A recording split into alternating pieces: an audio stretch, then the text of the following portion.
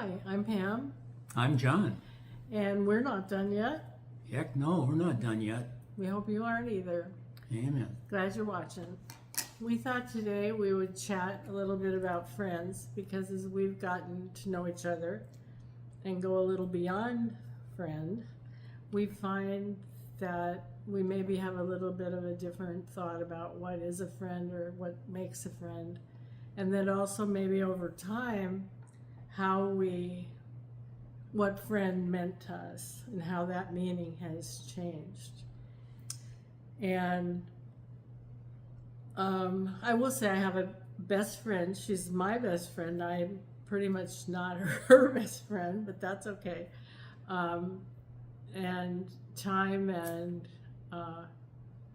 just time of knowing each other and being friends with each other over long distance through all of life's changes from back when we were in our 20s to now being in our 70s. The fact that we're different in so many ways is less important than the time that we've been friends and the things we've been through together. So that's sort of where I'll start the conversation. Oh, okay. Well, I think there's a lot of different types of friendships. And I consider a lot of people under the general category of friends, but it really varies in intensity and in how well we know each other and how long we've really known each other.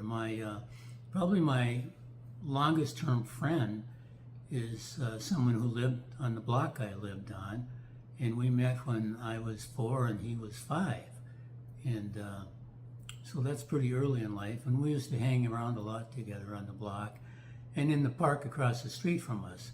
And I'm still in contact with him. He lived on the East Coast for about 40 years, but he's back here now, and we still have conversations and get together once in a while. And we're extremely different from each other. I mean, we would not have become friends if we didn't know each other from such an early age. I'd say he's a brilliant scientist, and has had pretty high-level jobs in the science community and medical research. And I'm pretty ordinary. I don't have any advanced other than a 4-year college degree in liberal arts. I don't.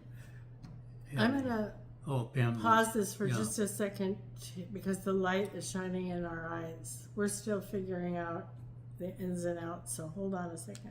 Okay, we're back. Yeah, Sorry. John here again. And I was talking about the different types of friendships that I've experienced during my long life, and talking about my first friend that I had, which goes back to when I was 4 years old.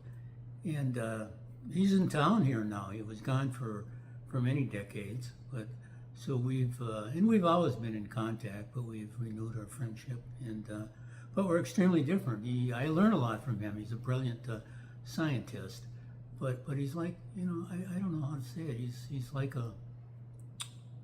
he's not much for small talk because he has so many things that he knows and knows about, and I learn a lot from him. I try to keep things a little lighter with him, and I think he appreciates that. So he is my first friend, and I'll always consider him a very good friend. And I don't really have any. I occasionally see some friends from the old neighborhood, but very seldom, maybe every 5 to 10 years. I didn't really make too many friends in junior high and high school. Yeah, I don't have any still from junior high or high school or even from college. Although the woman I was most close to in college or at university, she lives here in Minneapolis, and I haven't contacted her for maybe 40 years. So one of these days I'll do that because I still consider her a friend. Yeah. And I was thinking today about being friends with you before we were a couple, and the thing that comes to my mind is that I'm an introvert, and I hadn't made a lot of friends in the building before my husband died because of the pandemic, and then he was really sick and I was a caregiver. But after he died, there was I was drawn to John, and you were like my safe space. And it wasn't that we knew each other all that well. I just felt safe around you. And maybe because you had gone through some of what I was going through or had gone through. But in the building, I would say I have, one good friend, and that's because we share things on a real deep level. Other people I would call acquaintances or neighbors, but I think that's a little different for you. Yeah, it is different from me. As I've gotten older, I've become a more outgoing, friendlier person. And in the building here, there's probably 90 people here, and I know most of them, and I like most of them, and I consider them friends on different levels. Some I'm just friends to say hi, how you doing, and others I'm friends to sit down and talk with and have some great conversations. So I consider myself a friendly person, and try to get along with everybody, really. I know it's kind of silly to say this, but I find everyone interesting. I just find, when I talk to someone for a while, I just find out something I didn't know about, and I didn't know about them, and something interesting in their background. So I like meeting all the different people here, and I still have. Well, I worked a lot of different places. I started out working early. I worked as soon as I turned 16 in high school. I started working at a movie theater as an usher, and I worked a lot of hours, about 35 hours. It was downtown Minneapolis, and I made a lot of friends there. We had a lot of girls and guys coming and going there, and so I made some pretty good friends there, and that was kind of my social life rather than my own high school. And so I kept some of those for a number of years. I really don't have any of them left anymore. But and then I moved to Denver after a few years of college, and made some really good friends out there. And unfortunately, a couple of the best ones, I don't know, 3 or 4 of the best friends I had have died. So I don't keep in contact with them anymore. But I'm happy to meet new people and form new friendships on one level or another. Yeah, and I'm nice to people too, and people like me. They think I'm a nice person. Yeah. I don't like small talk at all. I'd rather be up in my apartment painting or just sitting really sometimes than standing around chatting. And I feel bad about that.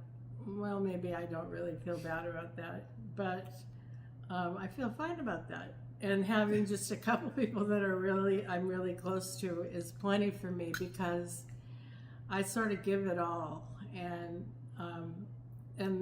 I have to keep some for myself. And so one of the things I admired about you too, and I think drew me to you, was when he's having a conversation with someone, he's eager to know about them, and he blocks everything else out and he focuses on them. And I think that it's such a gift when someone actually hears another person and wants to hear what they have to say, and you do that.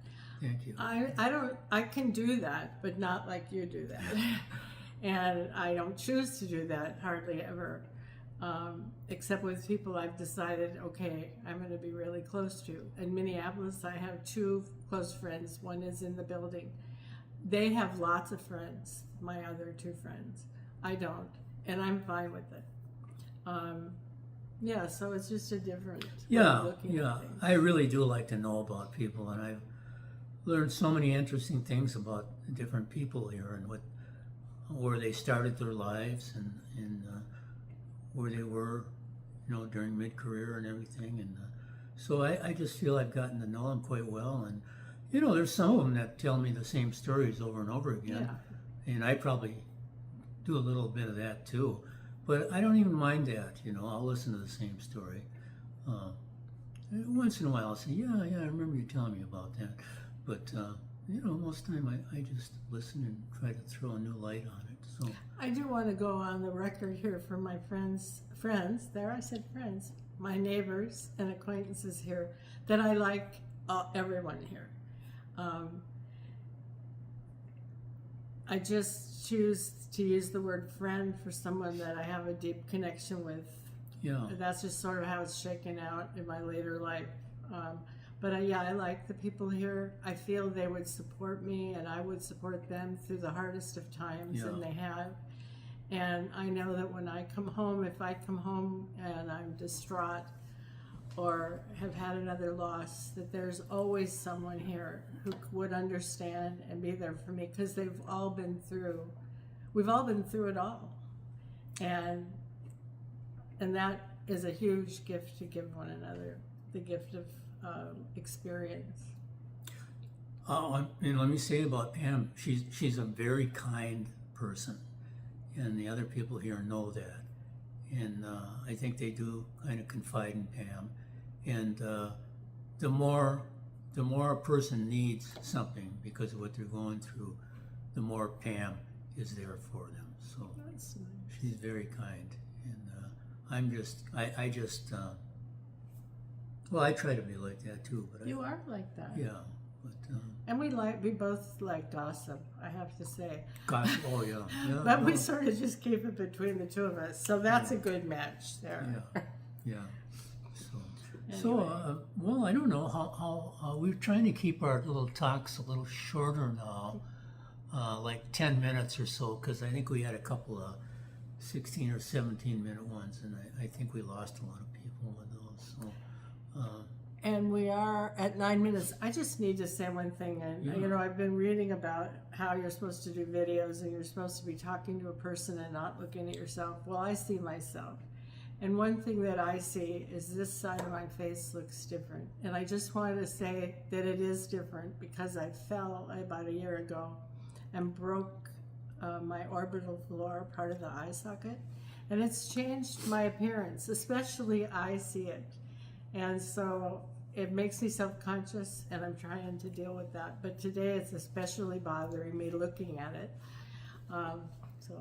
yeah, well, I just wanted to get that I out. was with, well, it was one of our first times together, actually. I was with Pam, and we were going to one of the bars in our area that has pretty good food.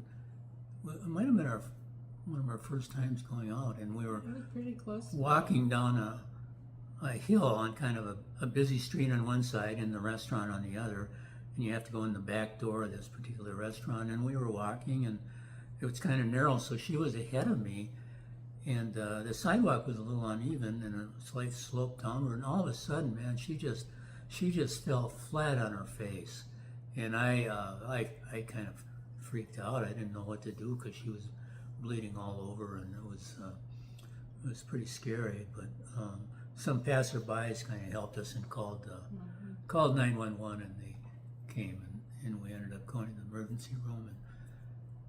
And anyway, the bottom line is that they didn't have to do surgery on her. Maybe they should have, because she did break a bone, but they didn't.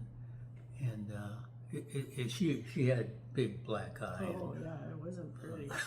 One of these days, maybe we'll post a Yeah, picture of that. I've saved some of those pictures. He but- loved showing those people. That's how I first met his family. They saw my picture. So, uphill since then, or downhill, or It's just been been all good good, since yes. then. Yeah. I So- remember that night, there was one thing I knew as I'm sitting there on the sidewalk bleeding and in pain, was that I wasn't going anywhere without him. And that's sort of been it since Yeah. then. Yeah, we've helped each other a lot in different ways. So, well, we probably better hang it up here. Yeah, It's we're been over over 11 11. minutes. So, I know this probably wasn't real exciting, but I hope it meant something. You can kind of identify with it in some Yeah, ways. So, and we'd love to know your thoughts on friendship and how that's changed as you've aged, because we're all in this together and we're not done yet. no, we're not done yet. See So we'll ya. be back. Bye-bye for Bye. now. God, my throat is just crazy.